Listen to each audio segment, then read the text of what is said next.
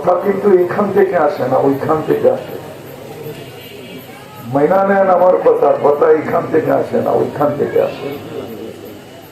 নাইলে কিন্তু অচিরি একটা দিন আসতেছে, এক আল্লাহওয়ালার কথাই সত্য হবে।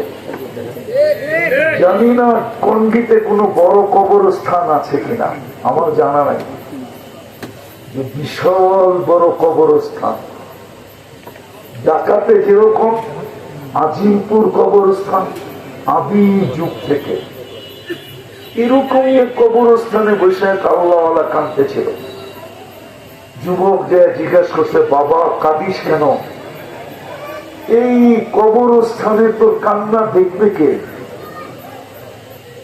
যদি তোমার প্রয়োজন থাকে তাহলে কবরস্থান, এখানে তোমার প্রয়োজন মেটাবে কে? চলো লোকালয়ে যে কাঁদো,